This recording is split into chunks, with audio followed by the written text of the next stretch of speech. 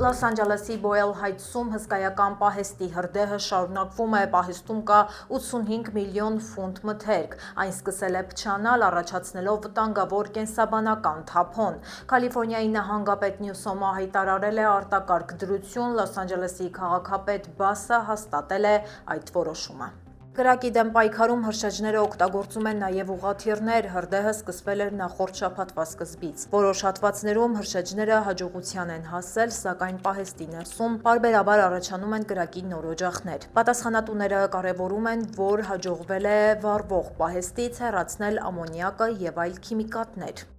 Այժմ մտահոգիչ է միայն պահեստում փտող մեծաքանակ սնունդը, գարշահոտն ու ծուխը վատթարացրել են օդի որակը։ Շրջակա հատվածների բնակիչները պետք է դիմակներ կրեն, իշխանությունները բացել են ժամանակավոր կացարաններ, նահանգը տրամադրում է դիմակներ եւ ջուր։ Մարդիկ կարող են օգնություն ստանալ զանգահարելով 211 հեռախոսահամարով։ Lineage ընկերությունը հանգանակել է $2 միլիոն տուժած բնակիչներին օգնելու համար։ Այժմ այն մասին, թե ինչ ենք պատմելու վայրկյաններ անց։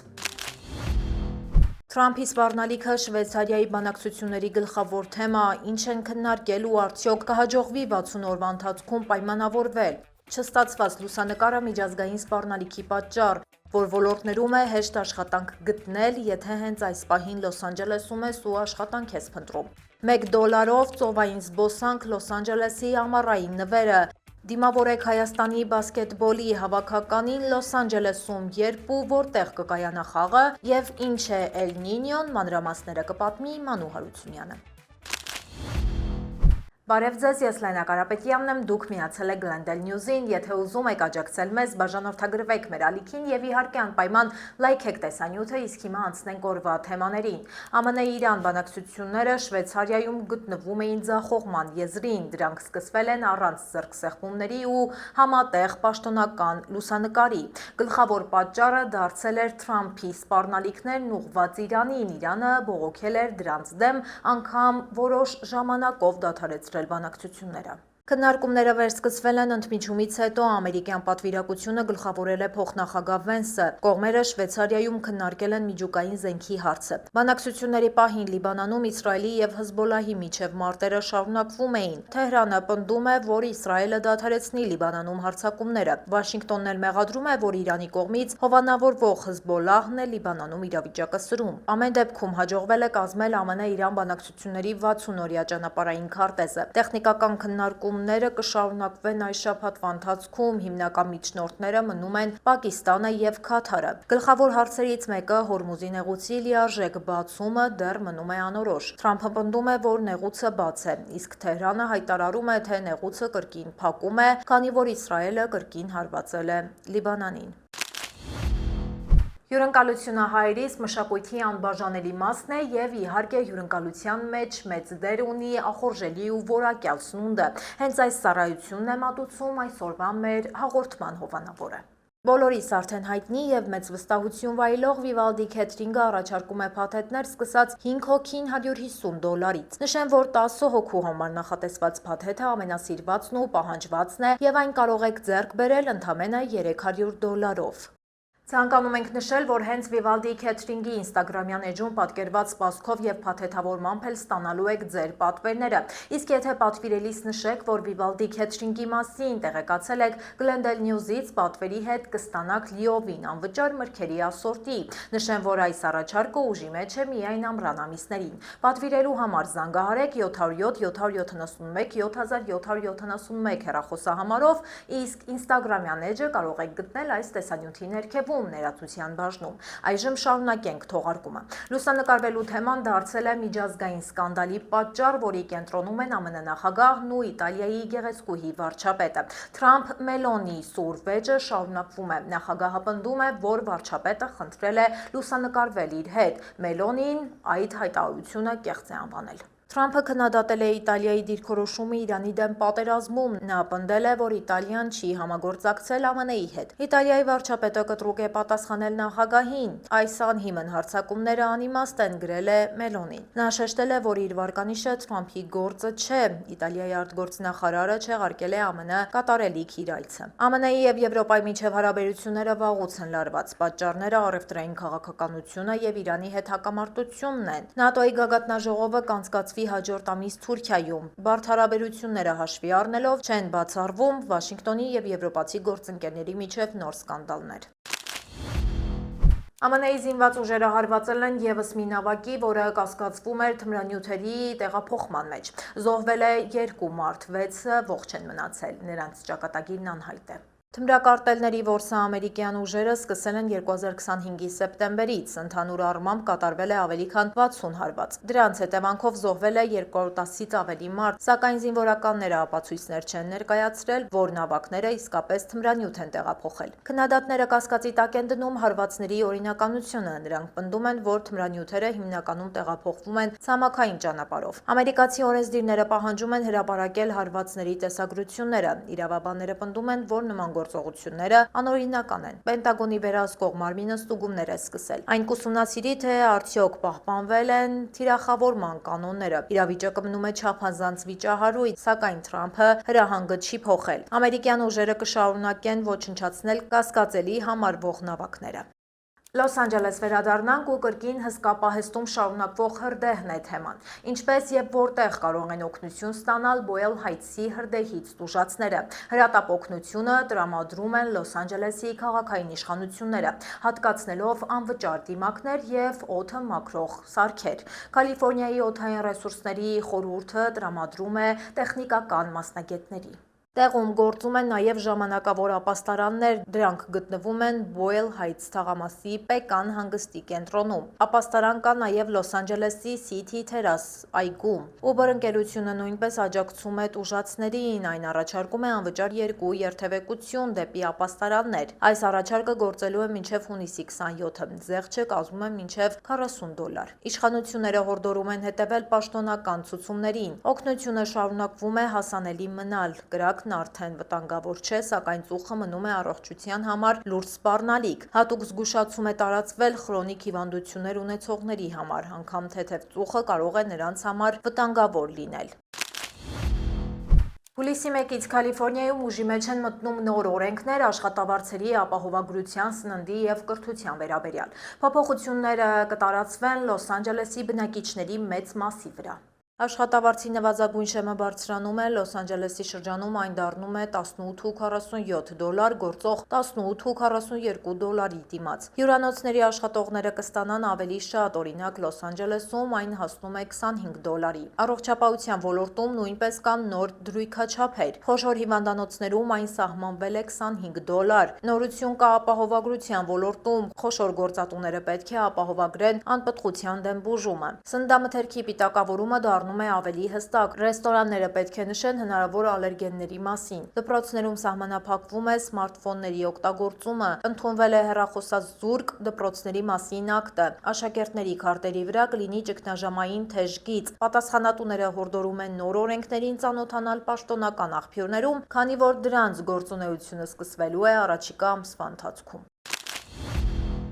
Ինչ է իրենից ներկայացնում միլիարդատերերի հարկը եւ դրա ընդունելուց կամ չընդունելուց, ինչ է շահելու, ասենք, Գլենդելում ապրող ոչ միլիարդատեր հայը։ Կալիֆոռնիայի ամենահարուստ բնակիչները կարող են նոր հարկ վճարել, առաջարկը քվեարկության կդրվի առաջիկա նոյեմբերին։ Այն արդեն հավաքել է անհրաժեշտ ստորագրությունները։ Ծրագիրը քաղաքական գործիչներին բաժանել է 2 ճամբարի։ Օրենքի նախագիծը վերաբերում է $1 միլիարդ ավելի կարողություն ունեցողներին, նրանք պետք է վճարեն մեկ անգամյա հարկ իրենց ունեցվածքի 5%-ի չափով։ Ծրագիրը կարող է բերել $100 միլիարդ, գումարի մեծ մասը կուղղվի առողջապահության ոլորտին, որտեղ դաշնային հատկացումները Թրամփը կրճատել է։ Մյուս մասը կծախսվի կրթության եւ սննդի վրա։ Նախագիծը կիրառելի է բոլորի համար, ովքեր բնակվել են Կալիֆոռնիայում 2026 թվականի հունվարի 1-ին։ Առաջարկին դեմ է նահանգապետ Նյուսոմը, նա մտավախություն ունի, թե նման օրենքի ընդունումը կստիպի միլիարդատերերին հեռանալ նահանգից։ Կալիֆոռնիայի բժշկական ասոցիացիան նույնպես մերժել է այս նախաձեռնությունը, նրանք պնդում են, որ դա չի ապահովի կայուն ֆինանսավորում։ Ծրագիրը շարունակում է մնալ բուռն քննարկումների առարկա։ Վերջնական որոշումը պարզ կլինի նոյեմբերյան ընտրություններում։ Որ ոլորտներում է հեշտ աշխատանք գտնել, եթե հենց այս պահին Լոս Անջելեսում ես ու աշխատանք ես փնտրում։ Կարող են օգտակար լինել պաշտոնական աղբյուրները, ըստ այդմ Լոս Անջելեսում գործազրկության մակարդակը մնացել է նույնը։ Մայիսին այն կազմել է 5.5%, մեկ տարի առաջ 2025 թվականի մայիսին այն 5.7% էր։ Այժմ վիճակը փոքր-ինչ բարելավվել է։ Օրինչ շրջանում գործազրկությունը 3.5% է, ապրիլին այն 3.7% էր։ Լոս Անջելեսի ոչ գյուղատնտեսական ոլորտում ավելացել են աշխատատեղերը։ Ապրիլից մայիս ընկած ժամանակում դրանց թիվը աճել է 9000-ով։ Աշխատատեղերի թիվը աճել է հանգստի և հյուրընկալության ոլորտում, այստեղ ավելացել է 6300 նոր աշխատատեղ։ Փոխարենը տեղեկատվական ոլորտում գրանցվել է անկում, այստեղ կրճատվել է 3300 աշխատատեղ։ Այժմ Լոս Անջելեսում կան 4.6 միլիոն աշխատատեղեր, աշխատանք փնտրողների թիվը մնում է գրեթե անփոփոխ, հաշվի առնելով համաշխարհային տնտեսության ունեցած դժվարությունները, որոշ մասնագետներ Լոս Անջելեսի աշխատաշուկայում գրանցված ցուցանիշները համարում են ոչ թե բավարար, այլ նույնիսկ լավ։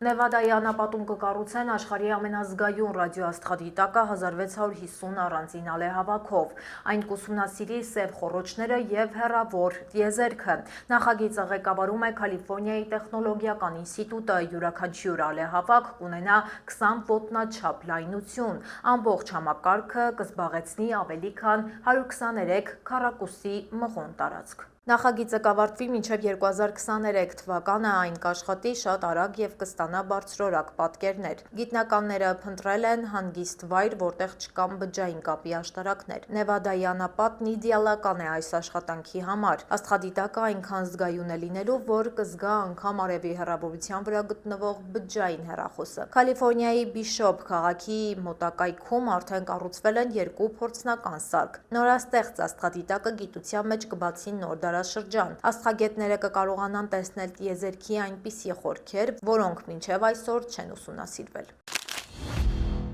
$1 դեռ կարող է հրաշքներ գործել Լոս Անջելեսում։ Մարինա Դել Ռեյի հայտնի ջրային ավտոբուսը նորից գործում է։ Դա հրաշալի հնարավորություն է քաղաքային զբոսանքի համար։ Ջրային ավտոբուսը կաշխատի մինչև սեպտեմբերի 7-ը։ Նավակը հասանելի է ուրբաթ, շաբաթ և կիրակի օրերին։ Մեկ ուղևորության արժեքը ընդամենը $1 է, սակայն պետք է վճարել միայն կանխիկ դրամով։ Ուրբաթ և շաբաթ նավակը աշխատում է մինչև երեկոյան ժամը 11-ը, կիրակի մինչև երեկոյան ժամը 9-ը։ Ավտոբուսը ունի 8 կանգառ, դրանց թվում են նաև Ֆիշերմանս Վիլիջը և Բերթոն Չեյս զբոսայգին։ Ուղևորները կարող են տեսնել ավազ և ֆուտբոլ քանդակները Մոզերս լողափի մոտ։ Սա լավագույն վայրն է ամառային հանգստի համար։ Ջրային ավտոբուսը հարմար է բոլոր տարիքի մարդկանց համար։ Այցելուները պետք է հաշվի առնեն աշխատանքային օրերը։ Մյուս օրերին նավակը չի կատարում ուղևորություններ։ Մանրամասն քարտեզը հասանելի է պաշտոնական կայքի էջում։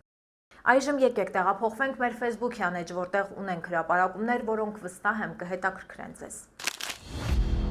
Արդյոք ԱՄՆ-ն կապ ունի COVID-19-ի բռնկման հետ։ Ազգային հետախուզության տնօրեն Թուլսի Գաբարդը սկանդալային բացահայտումներ է արել։ Դրանք վերաբերում են ալերգիայի և վարակիչ հիվանդությունների ազգային ինստիտուտի ղեկավարի գործունեությանը COVID-19-ի ժամանակ։ Նա ֆինանսավորել է վտանգավոր հետազոտություններ Ուհանի լաբորատորիաներում։ Գաբարդը պնդում է, որ Ֆաուչին թաքցրել է վիրուսի լաբորատոր ծագումը։ Հրապարակված նամակները ցույց են տալիս նրա առանցքային դերերը։ Նա ֆինանսավորել է հետազոտություններ և առաջ է մղել բնական ծագման վարկածը։ Նա օգտագործել է իր հեղինակությունը հանրային կարծիքը ղեկավարելու համար։ Այս բացահայտումները հակասում են Ֆաուչիի տված պաշտոնական ցուցմունքներին։ Լոս Անջելեսից 1 ժամից էլ պակաս հեռավորության վրա պաշտոնապես լիարժեք իր աշխատանքներն է սկսել Կալիֆոռնիայի ամենամեծ ջրաշխարհը։ Ավելի քան 50 ատրակցիոն, հսկայական լողավազաններ բարձր սահուղիներով և նահանգում միակ հիդրոմագնիսական ջրային սլայդով։ Սա ջրային զվարճանքի և ժամանակակից տեխնոլոգիաների բարձրակետն է։ Հանգստավայրը պաշտոնապես բացվել է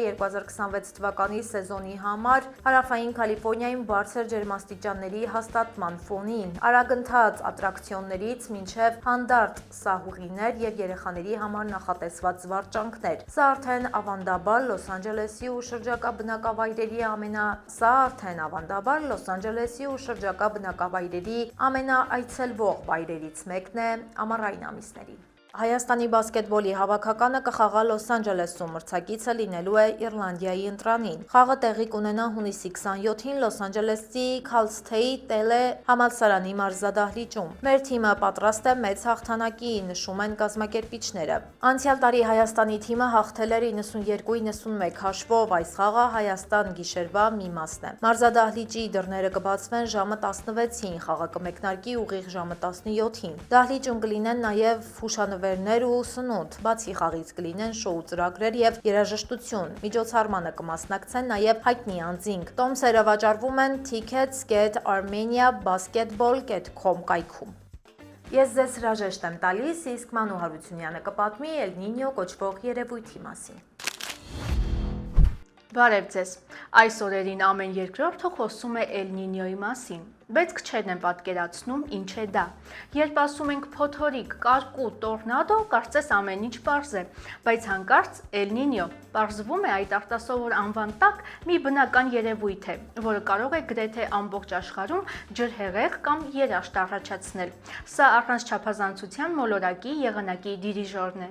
Էլ Նինյոն բնական կլիմայական երևույթ է, որը ձևավորվում է, երբ Խաղաղ օվկիանոսի հասարակածային կենտրոնական եւ արևելյան հատվածներում ջրի մակերեսը սովորականից ավելի է տաքանում։ Դրա հետևանքով փոխվում են քամիների ուղղությունը։ Այս երևույթի ազդեցությունը տարածվում է 100 հազարավոր կիլոմետրեր հեռու գտնվող տարածաշրջանների վրա։ Էլ Նինյոն հաճախ անվանում են մոլորակի ամենաազդեցիկ կլիմայական դոմինոն։ Մի վայրում այն կարող է հեղեղ առաջացնել, մյուսում երաշտ, մի երկրում գյուղատնտեսություն վնասել, մյուսում ջրամբարները լցնել։ Հենց այդ պատճառով գիտնականներն ամիսներ առաջ սկսում են հետևել օվկիանոսի ջերմաստիճաններին, որպեսզի հնարավորինս վաղ կանխատեսեն սպասվող փոփոխությունները։ Ամենից հաճախ ազդեցությունը զգացվում է Հարավային Ամերիկայի արևմտյան ափերին, հատկապես Պերույում եւ Էկվադորում, որտեղ ուժեղ անձրևներ ու ջրհեղեղներ կարող են լինել։ Դրան զուգահեռ եղանակի անոմալիաների շարք է սկսվում Ավստրալիայում, Ինդոնեզիայում, Հարավարևելյան Ասիայի եւ Հարավային Աֆրիկայի մի շարք շրջաններում։ Որպես կանոն ավելանում են երաշտի ու անտառային հրդեհների ռիսկերը։ ԱՄՆ-ում Էլ Նինյոյի ազդեցությունը պետք է քարտեզի վրա դիտարկել լավ պատկերացնելու համար։ Սովորաբար առավել զգայուն են հարավային նահանգները Կալիֆոռնիայից մինչև Կարոլինաներ։ Որոշ վայրերում անձրևները շատանում են, որոշ հատվածներում նվազում են փոթորիկների կամ երաշտի ռիսկերը։ Բայց մի կարևոր մանրուք կա՝ յուրաքանչյուր Էլ Նինյո մյուսներից տարբեր է, այնպես որ նախորդ փորձը հաշվի առնելով նախապատրաստվելու տարբերակ գրեթե չկա։ Դիտարկումները ցույց են տալիս, որ Էլ Նինյոյի տարիներին միջինից ավելի խոնավ եղանակային պայմաններ են գրանցվում Կալիֆոռնիայում, Արիզոնայում, Նյու Մեքսիկոյում, Թեքսասի որոշ հատվածներում եւ Մեքսիկական ծոցի ափամերձ նահանգներում։ Դրա պատճառը Խաղաղ օվկիանոսից եկող ուժեղացած մթնոլորտային հոսքերն ու փոթորկային ամպերն են։ Կալիֆոռնիայում Էլ Նինյոյի անունը շատերին է ծանոթ։ Երբեմն այն բերում է երկարսպասված անձրևներ, բայց երբեմն էլ բերում է չափազանց շատ անձրևներ։ Անոմալ մակարդակով խոնավացած մթնոլորտը կարող է կարճ ժամանակում մեծ քանակությամբ տեղումներ ապահովել, հատկապես նահանգի հարավային հատվածներում։ Լոս Անջելեսում Էլ Նինյոյի ազդեցությունն առավել հաճախ արտահայտվում է հորդառատ անձրևներով, հեղեղումների վտանգով, սողանքներով եւ ափամերձ գոտիներում ջրի մակարդակի բարձրացմամբ։ Հատկապես վտանգավոր են նախկին հրդեհներից տուժած լանջերը։ Բուսականությունը այրվել է, հողի կայունությունը թուլացել։ Դա սելավների հավանականությունը աննախադեպ մեծացնում է։ Էլ Նինյոն պարզապես եղանակային երևույթ չէ։ Այն ազդում է գրեթե բոլոր ոլորտների վրա ու գրեթե ամբողջ աշխարհում, բայց որպես կանոն հետևանքները կարողանում ենք գնահատել այդ երևույթի ավարտից հետո։ Այս պահին այն միայն սկսվում է։ Եղանակից բխող ռիսկերը չանտեսելն ու մոնիտորինգ անող կառույցների զգուշացումներին հետևելը մասնագետները համարում են հերթական Էլ Նինյոն անվթար հաղթահարելու կարևոր պայմանը, այնպես որ եղեք զգույշ եւ ուշադիր։ Մենք կշարունակենք հոգ տանել, որ դուք Ամերիկայի մասին իմանաք ոչ միայն օրվա նորությունները, այլև այն, ինչ սպասվում է մոտ ապագայում։ Իսկ այսօրվա հանդիպումը ավարտին մոտեցավ, համոզված եմ, որ հավանեցիք։ Մեզ աջակցելու համար պարզապես լայքեք մեր տեսանյութը եւ բաժանորդագրվեք մեր ալիքին։ Կհանդիպենք վաղը ժամը 5-ին։ Հաջողություն։